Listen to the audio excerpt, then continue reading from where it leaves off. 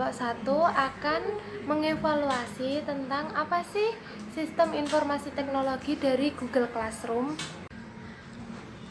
Apa itu Google Classroom? Google Classroom adalah suatu serambi aplikasi pembelajaran campuran secara online yang dapat digunakan secara gratis. Tidak hanya berupa aplikasi saja, namun juga tersedia via web. Bagi kalian yang nggak pengen ngedownload aplikasinya juga bisa pakai aplikasi ini, karena nggak cuma di aplikasi aja, jadi juga tersedia di sebuah webnya juga. Nah, Google Classroom juga bisa menjadi terobosan utama bagi para pengguna untuk melakukan pembelajaran secara online. Google Classroom juga menjadi suatu e-learning management system yang dapat digunakan untuk menyediakan bahan ajar tes yang terintegrasi penilaiannya. Untuk memulai menggunakan Google Classroom, kita terlebih dahulu masuk dalam akun Google dan kemudian mencari produk tersebut. Nah, di sini saya akan menjelaskan mengenai tujuan Google Classroom. Tujuan utama dari Google Classroom adalah untuk merampingkan berbagi file antar pelajar dengan gurunya. Lalu Google Classroom juga menggabungkan antara Google Drive untuk pembuatan dan distribusi penugasan, Google Dokumen, Sheets, Slide untuk penulisan, Gmail untuk komunikasi, dan Google Calendar untuk penjadwalan. Siswa dapat diundang untuk bergabung dengan kelas melalui kode atau link yang telah di-share atau secara otomatis diimport dari domain sekolah. Di sini saya akan menjelaskan menu utama dari Google Classroom ketika kita telah join kelas. Ada 3 menu utama, yaitu pertama Stream, kedua Classwork, dan ketiga adalah People. Stream adalah fasilitas yang dapat digunakan untuk membuat pengumuman, mendiskusikan gagasan, atau melihat aliran tugas, lalu materi, kuis dari topik-topik yang telah di-share oleh guru. Sedangkan Classwork digunakan untuk guru membuat soal tes, pretest, kuis, dan membagikan tugas untuk mengadakan refleksi. Sedangkan People sendiri digunakan untuk mengundang siswa dengan menggunakan kode akses yang telah tersedia. Fungsi dari Google Classroom. Pertama, proses setting pembuatan kelas yang cepat dan nyaman. Di sini, guru tinggal hanya mengakses aplikasi Google Classroom dan bisa memulai membagikan bahan ajar maupun tugas. Interface Google Classroom lebih sederhana dan mudah digunakan sehingga akan ideal bagi setiap pengajar maupun pengguna e-learning Google Classroom. Lalu, kedua adalah hemat dan efisien waktu. Peserta kelas atau siswa tidak lagi harus mendownload tugas yang diberikan guru. Guru dapat membuat tugas lalu mendistribusikan dokumen yang akan diberikan kepada peserta didik secara online.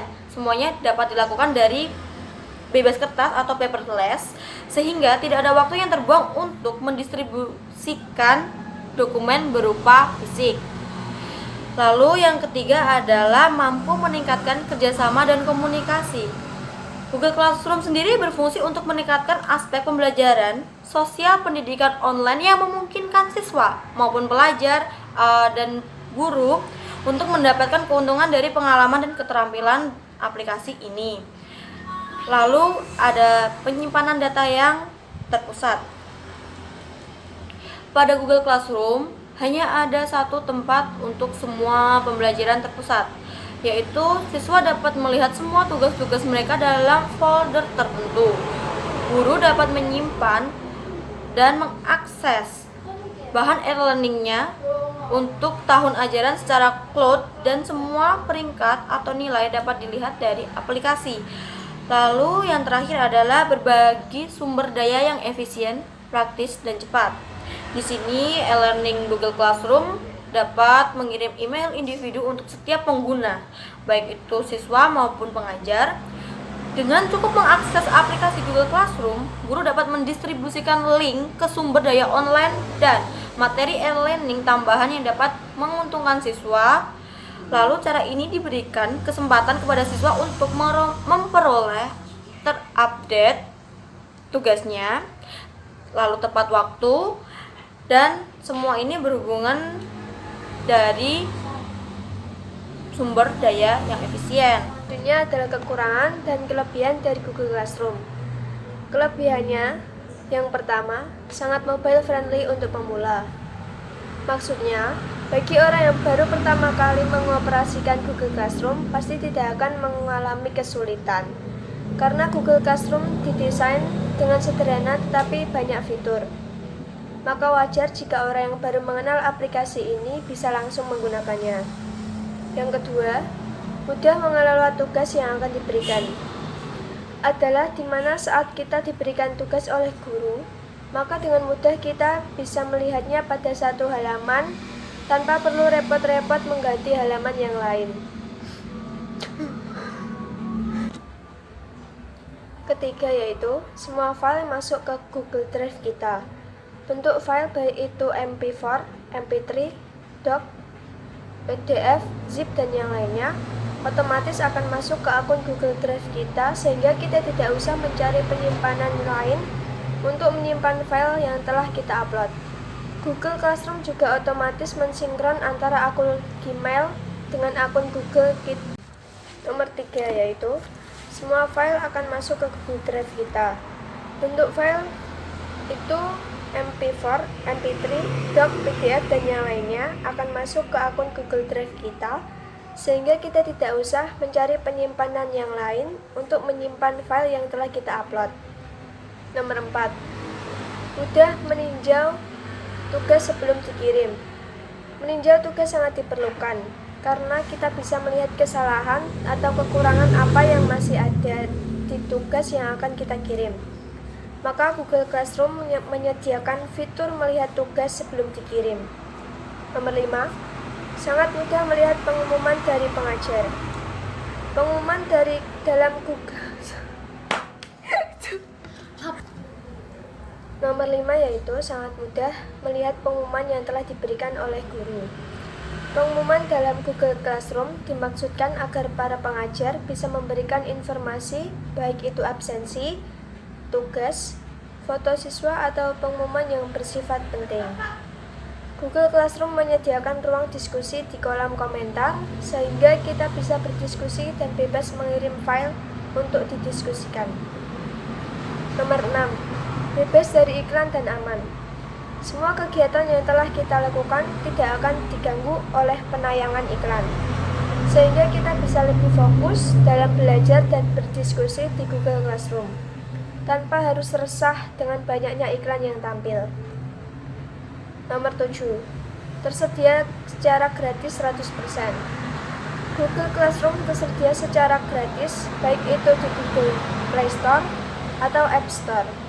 Kita bisa bebas mendownloadnya kapanpun serta lebih efisien. Berikutnya adalah kekurangan dari Google Classroom. Pertama, tampilan yang kurang menarik bagi siswa. Google Classroom hanya menampilkan beberapa pilihan gambar dan itu hanya berupa gambar kartun. Padahal sebaiknya memberikan sebuah gambar bagi kelas untuk lebih menarik lagi supaya siswa yang belajar di Google Classroom tidak merasa bosan. Yang kedua, saat Google Drive penuh, file tidak bisa dikirim. Dimana jika Google Drive yang kita miliki penuh, maka file dan dokumen yang kita kirim ke guru menjadi error dan tidak terkirim. Ini sangat mengganggu sekali bagi seorang siswa dan mengakibatkan dia harus membeli drive baru atau menginstal penyimpanan awan atau cloud storage yang baru. Yang ketiga, waktu pengiriman masih bisa diatur. Apabila kita terlambat mengirim file, kita bisa mengundurkan waktu di smartphone kita sehari supaya kita bisa menyerahkan file kita yang semula tidak bisa diserahkan karena terlambat. Kelemahan tadi masih menjadi tanda tanya yang besar. Saya akan melanjutkan presentasi dari teman saya, yaitu mereview sebuah aplikasi Google Classroom, di mana Google Classroom sendiri ini tuh masih memiliki rating sekitar 2,3, berarti masih lumayan banyak kekurangan yang perlu diperbaiki dalam sebuah aplikasi ini. Apalagi pada saat sekarang itu tuh sangat dibutuhkan aplikasi berbasis online. Dan ini ada beberapa penilaian dari pengguna Google Classroom, salah satunya yang memiliki akun Torik ART, dia tuh ngomong kalau loading di aplikasi ini tuh lama. Padahal jaringan yang digunakan itu tuh udah bagus, udah lancar, tapi tetap lama gitu ya. Terus ada juga permasalahan dari Firdan Amirul Mukminin, dia itu ngomong kalau pas dia download versi baru itu tuh di Google Classroom itu nggak ada notifikasi yang masuk tugas ataupun itu. Sedangkan menurut saya sendiri, yang pertama itu tuh emang kita harus pakai jaringan yang super lancar biar bisa makainya itu lumayan enak ya. Kalau enggak itu dia tuh kurang lancar gitu. Yang kedua, pas kita ngerjain tugas esai, pas kita searching, kita nulis di jawaban itu, terus kita searching, kita tinggal gitu ya. Pas kita masuk lagi ke aplikasi Google Classroom, ternyata jawaban yang udah aku tulis itu ngilang, jadinya harus mau nggak mau ngulang lagi sekali lagi untuk ngetik. Selain itu juga di sini ada keluhan dari Z Safitri, yaitu Kak, kenapa saya di sini nggak bisa buka file? Terus di situ tuh tulisannya tidak bisa membuka dokumen. Nah, mungkin ini juga permasalahan dan saya kurang tahu juga ya. Ini aplikasi Google Classroom yang perlu diperbaiki mungkin ini menurut saya, tapi masih banyak pendapat-pendapat yang lain. Mungkin sekian dulu review dari saya. Pada kesempatan kali ini saya akan melanjutkan mereview aplikasi Google Classroom dan saya akan membacakan komentar-komentar yang ada pada Google Classroom. Yang pertama ada Valencia Aulia. Kenapa selalu setelah diupdate malahan gak ada notif masuk ke HP? Gara-gara gak ada notif jadinya telat absensi. Tolong dong untuk pihak Google Classroom untuk segera diperbaiki masalah-masalahnya. Saya juga gak mau karena Google Classroom yang bermasalah nilai saya jadi dikurangin. Itu yang pertama. Lalu yang kedua ada dari Neighborhood 864. Saya sangat membantu untuk aplikasi ini, tapi misalnya ada notif jika ada tugas dari guru kan lebih enak. Lebih tahu kalau ada tugas baru bukan notif dari email, tapi langsung dari aplikasinya kan lebih simpel. Lalu yang ketiga ada Wanda Bagus Sebastian. Terima kasih untuk aplikasi ini. Selama ini saya heran kenapa banyak orang beri rating 1 bintang untuk aplikasi ini. Padahal selama pandemi Google Class adalah alternatif yang banyak dipakai untuk perkuliahan saya. Buat yang mengalami atau mengeluh masalah notifikasi, coba buka setelan lalu klik notifikasi, itu mudah. Dan lain kali kalau ada update, pertimbangkan dampaknya karena aplikasi ini banyak error setelah diupdate. Jadi kesimpulan yang saya dapatkan pada komentar ini adalah di mana Google Classroom ini punya kekurangan, yaitu setelah diupdate malah jadi error. Entah itu notifikasinya yang tidak muncul di HP tapi malah muncul di email. Dan kekurangannya juga Google Classroom ini tidak banyak berkomentar untuk menjawab setiap pertanyaan atau setiap keluhan mahasiswa atau murid-murid yang sering memakai Google Classroom. Terima kasih, sekian dari saya, itu review.